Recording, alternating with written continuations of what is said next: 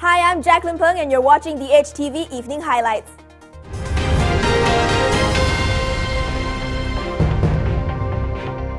Moodys says the large political rally over the weekend reflected political uncertainty, and the credit rating agency warns that prolonged political uncertainty could further undermine market sentiment and capital inflows. This in turn is likely to chip away reserves and growth outlook, both of which have trended downwards, a credit negative this year.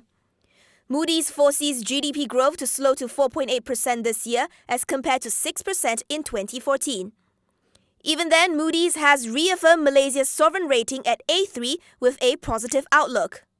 This is on the back of ample reserves and robust growth outlook relative to similar rated peers, along with exchange rate flexibility and fiscal consolidation efforts. All of these factors will be able to offset the negative impact of market volatility on the sovereign credit profile. Meanwhile, Moody is still unclear whether the Bersih 4 protests will have broader policy implications. Now, Fitch Ratings warns that it could be forced to restore the negative outlook on Malaysia's credit rating if the country's currency position continues to worsen. Fitch said recent political uncertainty was in line with Malaysia's relatively weak governance ranking. This warning comes a week after Moodys said clouds were gathering over its positive outlook on Malaysia's A3 rating due to political risks, weak commodity prices and the threat posed by China's economic slowdown. On June 30th, Fitch bumped the outlook on Malaysia's A- sovereign credit rating up to stable from negative. Meanwhile, the local bourse was on a volatile swing. It hit a high of 1,660 points first into trading, before sliding to a low of 1,603 points. At the close, the benchmark index fell 3 points at 1,609 points, tracking Asian markets which tumbled following China's disappointing manufacturing data. Kenanga Head of Research Chan Ken Yew says the Malaysian market may need further catalysts to sustain a consistent uptrend. 12 companies have submitted proposals to participate as development partners in the Bandar Malaysia project. That's announced by CH William Talhar and Wong, the transaction advisor for the 486-acre land in Sungai Besi, Kuala Lumpur. The land is owned by the troubled One Malaysia Development Berhad or 1MDB.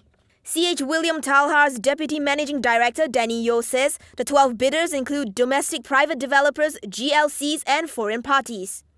The last stage will be for 1MDB to negotiate the financial and share sale agreement. 1MDB expects to sign a binding transaction by the end of this year.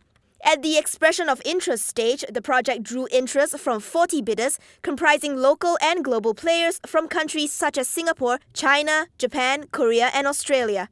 Located 7 kilometers from the Kuala Lumpur city centre, Bandar Malaysia will serve as a gateway for high-speed rail line to Singapore.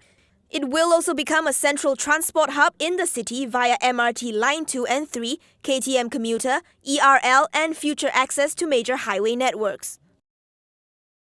Manufacturing activity in Malaysia fell in August to its lowest in nearly 3 years, as new orders declined sharply amid challenging economic conditions. The reading comes as the ringgit continues to weaken, pushing up raw material costs and leading to higher purchasing prices. The latest survey from Nikkei shows the country's manufacturing PMI was down to 47.2 from 47.7 the previous month. That's below the 50 reading that separates economic expansion from contraction. The headline PMI signaled deterioration in operating conditions at Malaysian manufacturers. This was reflected in all 5 components, with production, new orders and stocks of purchases recording sharper rates of decline.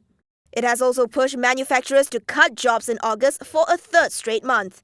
At last look, the ringgit remains at 4.16 to the US dollar after going past the psychological 4 ringgit barrier last month.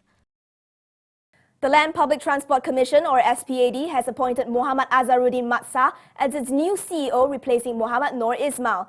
Muhammad Noor will join the Finance Ministry's wholly owned unit, MYHSR, to oversee the KL-Singapore High-Speed Rail Link project. Azharuddin's appointment is effective today.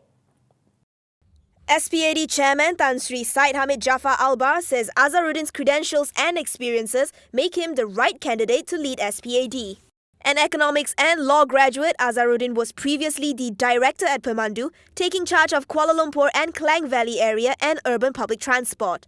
His previous stints include Microsoft Malaysia, Khazanah Nasional Berhad and Royal Dutch Shell with assignments in Malaysia and abroad. That's all we have for today. I'm Jacqueline Peng. Thank you for watching.